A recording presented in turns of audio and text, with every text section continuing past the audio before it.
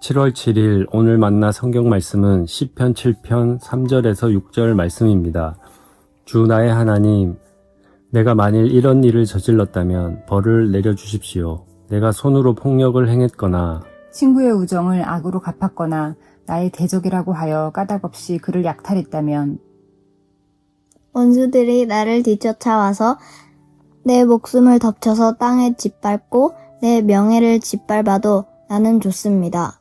주님, 진노하며 일어나시고 내 대적들의 기세를 꺾어주십시오. 하나님, 깨어나셔서 판결을 내려주십시오. 아멘. 오늘 만나로 만나주시는 하나님을 기대합니다. 시편의 표제들은 종종 시를 이해하고 노래하는 데 도움이 되기도 하고 또 자주 제약이나 한계가 되기도 합니다. 시편 7편의 표제는 우리를 미궁에 빠뜨리는 것으로 유명합니다. 시가연이라는 독특한 장르 구분은 전체 150곡의 노래 중 바로 이 시편만이 지닌 특성입니다. 격렬한 감정과 탄원을 담은 노래라는 의미로 유추되고 있지만 이는 그저 노래의 내용을 참고한 가설일 뿐 오늘날에는 이 시가연이 문학적 용어인지 음악적 용어인지조차 특정하고 있지 못한 형편입니다. 다윗이 베냐민 사람 구스의 말 때문에 주님께 부른 노래라는 표제 역시도 우리에게는 미스터리입니다. 베냐민 사람 구스가 누구인지 그리고 그가 다윗에게 도대체 무슨 말을 했는지 사무엘, 열왕기, 역대기를 아무리 뒤져도 알 길이 없습니다. 시가 작성되고 함께 묶일 때는 도움이 되었을 표제가 오늘날에는 시를 이해하는데 여러 제약사항을 초래하고 있는 형국이지요. 하지만 이 노래의 장르를 알 수 없다고 해서 이 노래의 시인이나 그 배경을 명확히 특정할 수 없다고 해서 이 시편을 우리의 이성과 감성 그리고 영혼으로 노래하는 것이 불가능하지는 않습니다. 그래서 우리에겐 때로 표제와 무관하게 시편을 읽고 부르는 훈련이 필요합니다. 시편 51편을 용서받을 수 없는 죄악을 저지른 다윗이 부른 통회의 노래로 읽을 때 적용되는 생생하고 구체적인 감흥이 있지만 동시에 하나님에게서 멀어졌지만 다시 그분의 품과 구원의 기쁨을 회복하길 간절히 갈구하는 인간 실존의 고백으로 읽을 때에만 얻을 수 있는 보편적인 은혜도 있습니다. 88 서울올림픽을 전혀 모르는 이들도 손에 손잡고 라는 노래를 통해 시공간을 초월한 보편적인 인류애를 체감할 수 있는 것처럼 말이지요. 이것이 노래의 힘이고 성삼위 하나님은 그래서 시편이라는 앨범을 통해 시인과 당대의 가객들을 넘어 모든 인생을 당신의 코러스로 능히 참여케 하실 수 있습니다. 표제에 굳이 얽매이지 않기 위해 저는 오늘 이 노래의 원곡자를 다윗이 아닌 신원 미상의 시인으로 부르려 합니다. 시인은 지금 무언가 억울하고 공공한 상황에 처해 있습니다. 그는 절체절명의 어려움을 겪고 있다고 토로하는데 그를 위협하고 해를 끼치려는 복수의 존재들에게서 잠시 숨을 고를 수 있을 정도의 안전을 일시적으로 확보한 상황인 듯 보입니다. 그 틈을 타서 시인은 하나님께 이 위기로부터 건져내 주시기를 청원합니다. 오늘 우리가 읽은 말씀은 구원을 청하는 서두를 지나 하나님이 왜 시인을 건져주셔야 하는지에 대한 나름의 근거를 제시하는 대목입니다. 제가 원수들 같은 행동을 한 적이 있던가요? 제가 이런 위협에 빠져야 할 어떤 이유나 빌미를 제공한 적이 있기나 했나요? 만일 그런 일이 있었다면 원수들이 저의 삶을 무참히 짓밟도록 허락하셔도 좋습니다. 시인은 현재 본인이 처한 상황이 얼마나 억울한지를 아주 과감한 언어로 하나님께 호소합니다. 시인 스스로가 생각하기엔 그는 원수들과 완전히 질적으로 다른 존재입니다. 뿐만 아니라 응부의 순리에서 볼 때 이와 같은 일에 처해야 할 그 어떤 빌미조차 제공한 적이 없을 정도로 순전한 삶을 살아왔다고 자부합니다.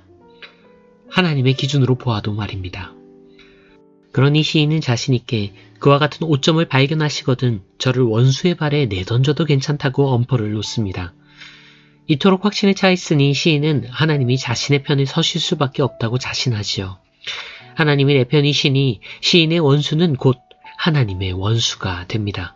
그래서 시인은 요구하지요. 출병하십시오. 군대를 일으키십시오, 주님. 의로운 분노로 나를 위해서 파병을 해주십시오. 하나님이 비와 식별을 마치신 뒤에는 시인을 위해서 원수톱을 작전을 펼치셔야 한다고 요구합니다. 하나님은 시인의 편을 들어주셔야 하기 때문이지요. 단원 시편들을 생생한 언어로 읽을 때, 특히 표제의 인물과 역사적 맥락을 떠나 내가 시인의 자리에서 노래를 부를 때 우리는 종종 어떠한 당혹스러움을 직면합니다. 세상 모든 것이 스스로를 적대하고 있고 나를 못 잡아먹어서 안달이 났다는 피해의식. 삶을 돌이켜보았을 때 이런 대우나 상황에 처할 그 어떤 빌미도 만들지 않았다는 윤리적 오만. 하나님은 그러니 내 편이어야만 하고 나의 적에게 나의 요구대로 반응하셔야 한다는 진영 논리. 시편 7편은 저주 시편만큼의 폭력적인 공격성이 드러나진 않지만 그럼에도 불구하고 우리는 시인의 생각과 태도, 인식에 대한 자기 성찰적 사유인 메타인지에 문제가 있음을 발견합니다. 그는 하나님 앞에서 지나치게 자아가 비대한 인물인 것처럼 보입니다. 그런데 바로 여기에 우리가 대면해야 할 어떤 기도의 신비가 있습니다. 사실 우리 모두 특정한 부정 상황 속에서는 시인처럼 메타인지가 멋대로 고장나 있지요. 그럼에도 우리가 시인에게서 어떠한 불편함을 발견한다면 정작 우리는 그 고장난 메타인지의 진심으로 기도하지는 못할 때가 많다는 방증이 됩니다. 적지 않은 신앙인들이 기도에서 진심을 말하지 못합니다. 한마디로 우리의 기도는 너무 거룩합니다. 그래서 시인처럼 메타인지가 망가진 순간에는 진심이 아닌 예쁘게 포장된 언어들을 구사하거나 아예 기도를 하지 않을 때가 많지요. 단원시들이 가진 강점은 우리로 하나님 앞에 토설하지 못할 진심이 없음을 확인시켜준다는 데 있습니다.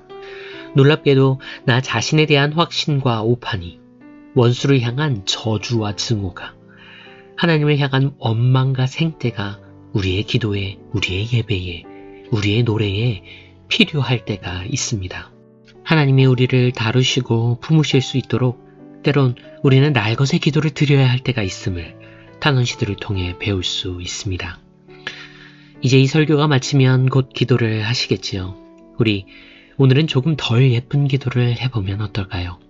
우리 오늘은 조금 어긋나고 조금 비틀린, 그래서 오히려 더욱 보여드려야만 하는 우리의 진심을 그분께 말해보면 어떨까요? 상한 심령을 받으시는 그분을 신뢰하며 우리 오늘은 그렇게 못난 진심의 기도를 해봅시다.